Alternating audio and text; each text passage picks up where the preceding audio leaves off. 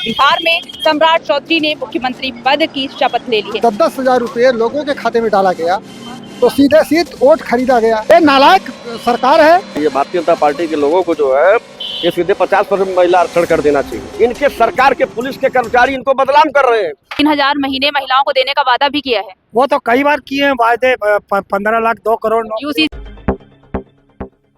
नमस्कार, आप देख रहे हैं राष्ट्रीय प्रस्ताव नाम, मैं काजल तिवारी आपके साथ। जैसा कि आपने देख ही लिया होगा, नीतीश कुमार ने बिहार में इस्तीफा दे दिया है अपने सीएम पद से। अपने बायो से भी सीएम हटा दिया है और पूर्व मुख्यमंत्री जोड़ लिया है। और बिहार में सम्राट चौधरी ने मुख्यमंत्री पद की शपथ ले ली है। आइए जनता से जानते हैं कि उनकी इस पर क्या राय है। आपको क्या लगता है, बिहार की जनता अब सम्राट चौधरी पर भरोसा दिखाएगी? पहली बात तो भारतीय जनता पार्टी जनमत प्राप्त करके सत्ता में नहीं आई है। पहली बात, मैं 6 महीना बिहार के चुनाव में था।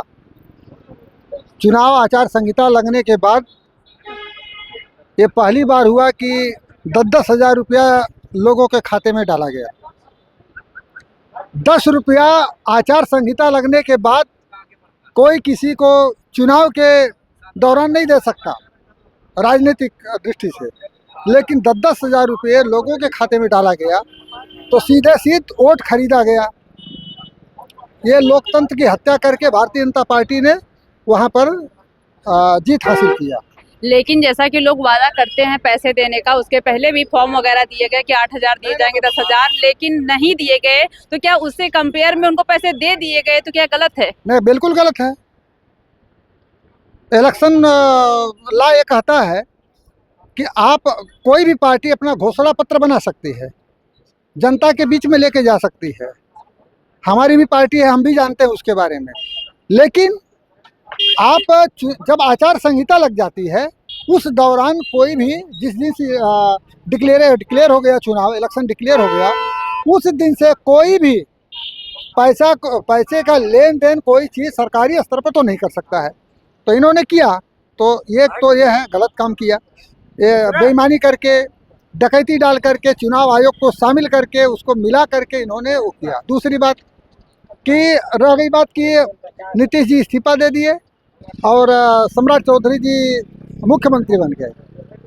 सम्राट चौधरी मुख्यमंत्री बन जाएं, इससे क्या बदलाव होगा? बदलाव जो चीज़ चाहिए, जो चीज़ ज़रूरत है, उसी भागलपुर ज़िले में नीतीश कुमार के दौरान 1400 एकड़ ज़मीन किसानों की फोर्सली छीन करके अडानी को दे दी गई। अब बताइए, नीतीश कुमार ने ये जो काम किया, वही काम क्या नाम है, सम्राट चौधरी जी करेंगे। कोई लायक मुख्यमंत्री है, नालायक मुख्यमंत्री है। सरकार कोई लायक है और नालायक है, कैसे तय होगा? उसका मापदंड क्या है? उसका मापदंड तो यही है, बहुत सारी गरीब जनता के पक्ष में अगर कोई काम करता है तो लायक कहेगा, वो पार्टी लायक कहेगा, वो मुख्यमंत्री लायक कहेगा। अब मुट्ठी भर लोगों के पक्ष में अगर काम करेगा तो नालायक है मेरे नज़रिए से। जी, तो मैं बात पूरा करनी है। ये नालायक सरकार है। भारतीय जनता पार्टी लोकतंत्र की हत्या करके सत्ता पे बैठी है। ये डकैती कर रहे हैं और डकैती करके सत्ता पर कब्जा करना चाहते हैं। चाहे सवर्ण समाज के साथ में धोखाधड़ी, नाइंसाफ़ी करने का काम हुआ, जात से जात को लड़ाने का भी देखिए, बाबा साहब अम्बेडकर की जयंती गई है, बहुत गंभीर मैटर है। जगह जगह जाति लड़ाई कराई गई है। फॉरवर्ड और शेड्यूल कास्ट में लड़ाई कराई गई है और शेड्यूल कास्ट वर्सेस जो है बैकवर्ड लड़ाई कराई गई है। ये कैसे हुआ? तो अगर सरकार चाहे तो पत्ता नहीं हिलेगा, पत्ता नहीं हिल सकता है। फेसबुक पर बैन कर सकते हैं, व्हाट्सएप पर आप निगरानी कर सकते हैं और दंगा हो रहा है? ये कैसे हो रहा है? तो सरकार ये पूरी तरीके से जात में लड़ा करके, धर्म को धर्म से लड़ा करके, सबको लड़ा करके, उलझा करके, ध्यान भटका करके सत्ता राज करना चाहती है। और महिला आरक्षण 33% नहीं, 50% होना चाहिए। सम्राट चौधरी ने कहा है कि बिहार में भले वो मुख्यमंत्री बने हो, लेकिन नीतीश मॉडल ही चलेगा, उसी से सरकार चलेगी। तो बिल्कुल सम्राट चौधरी जो कह दिए हैं बिल्कुल सही है। वहाँ शासन तो नीतीश कुमार जी का चलेगा, जो नीतीश कुमार जी का शासन चलेगा, चाहे सम्राट चौधरी मुख्यमंत्री बने चाहे कोई बने, जो नीतीश कुमार कहेंगे वही चलेगा जो है। और महिला आरक्षण की बात सुन लीजिए, 50% प्रधानमंत्री जी को कर देना चाहिए। भारतीय जनता पार्टी के लोगों को जो है ये सीधे 50% महिला आरक्षण कर देना चाहिए। अब विनाशकाली विपरीत बुद्धि, जब विनाश होना रहता है ना तो बुद्धि ऑटोमेटिक भ्रष्ट हो जाती है। तो आज वही स्थिति भारतीय जनता पार्टी की हो गई है। वो तो महिलाओं के लिए महिला आरक्षण ला रहे हैं, बिल्कुल ला रहे हैं ना, तो वही तो हम लोग कर रहे हैं, महिला आरक्षण को लावा जो है। और बीजेपी अब जानने वाली हो गई है। जिस दिन यूजीसी ला दिए भारतीय जनता पार्टी, उसी दिन से भारतीय जनता पार्टी का समापन हो गया। हिंदू मुस्लिम को लड़ाए, हिंदू हिंदू में लड़ा दिए, दलित ब्राह्मण में लड़ा दिए, पिछड़ी इनको लड़ा दिए, और उसी दिन से भाजपा का समापन हो गया जो है। अब कोई भाजपा का नाम लेने वाला, मैडम जो सनातन धर्म, जो हिंदू धर्म भारतीय जनता पार्टी को केंद्र से लेकर के प्रदेश तक राज्य में बैठाई जो है, आज वही सनातन धर्म और हिंदू धर्म के लोग जो है भारतीय जनता पार्टी को जो है रसातल में पहुंचाने का काम करने के लिए जो है जगह जगह इकट्ठा होकर के उसको तैयारी बना रहे हैं कि कैसे भारतीय जनता पार्टी का ये तानाशाही जाएगी। जिस सरकार में सरकार के कर्मचारी सरकार को बदनाम करने का काम करते हैं, तो सरकार फिर आती नहीं, वह सरकार चली जाती है। आज वही स्थिति हो गई है। ये कुछ भी कर दे, 50% महिला आरक्षण दे दे, 80% महिला आरक्षण दे दे, सबको खुशी है। लेकिन ये सरकार जा रही है। अब इस सरकार को कोई, सरकार से जनता को कोई मोह माया इस सरकार को अब रह नहीं गया है। इनके सरकार के पुलिस के कर्मचारी इनको बदनाम कर रहे हैं, राजस्व के कर्मचारी इनको बदनाम कर रहे हैं।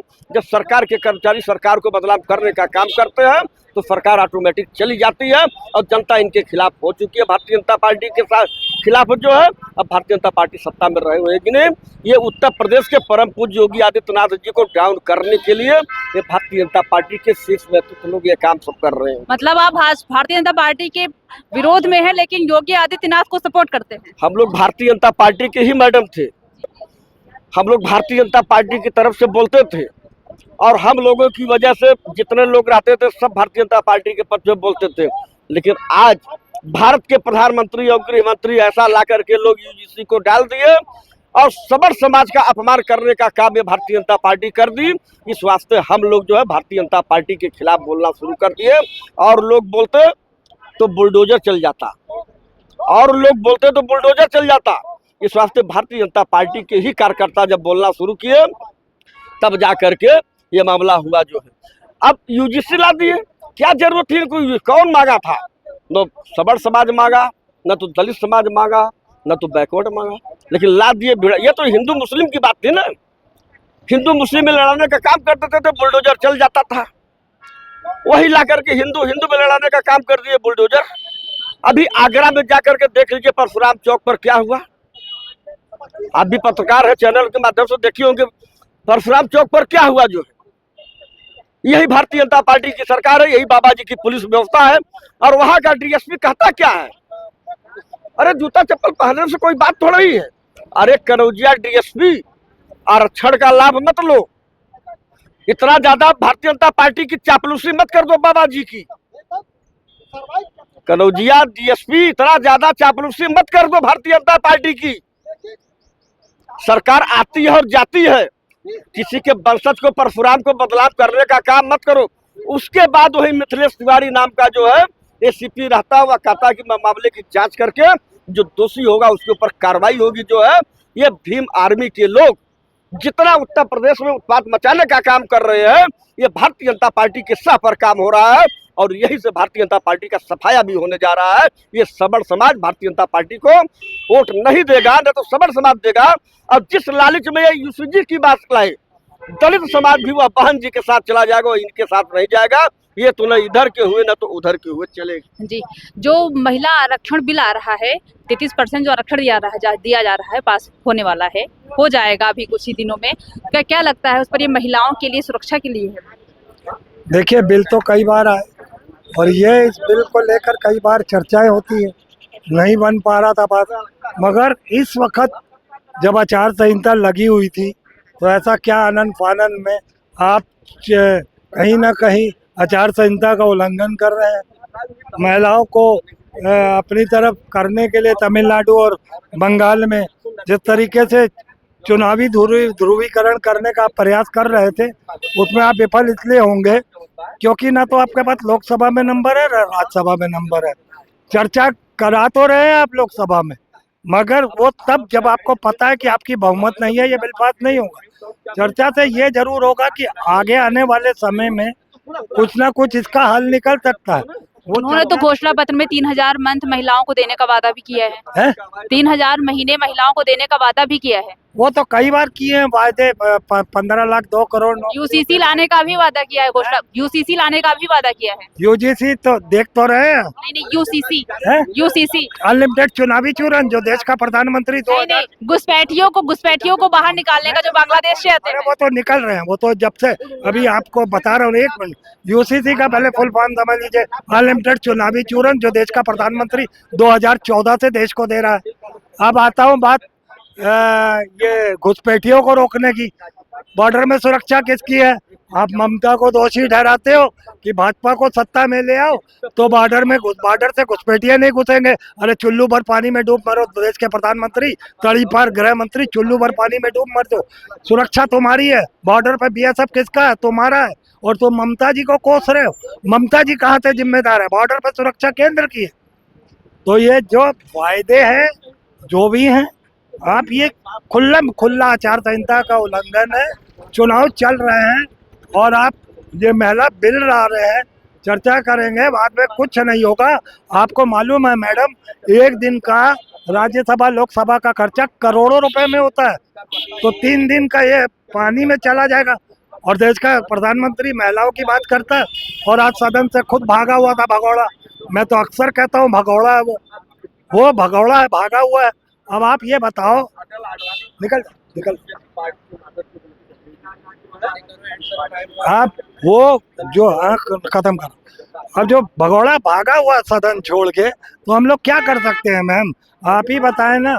जो आदमी महिलाओं की बात करता है, उनकी इज्जत की, उनके सम्मान की बात करता, खुद ही उन्हीं को लेके वो सदन में नहीं आता। एक लाइन में बात को खत्म कर दूंगा। अभी राहुल गांधी ने कहा था कि देशद्रोही है प्रधानमंत्री, वैसे देश बेच डाला अमेरिका के हाथों।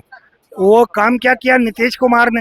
बिहार बेच डाला प्रधानमंत्री के हाथ में। ये चल क्या रहा है देश विदेश में?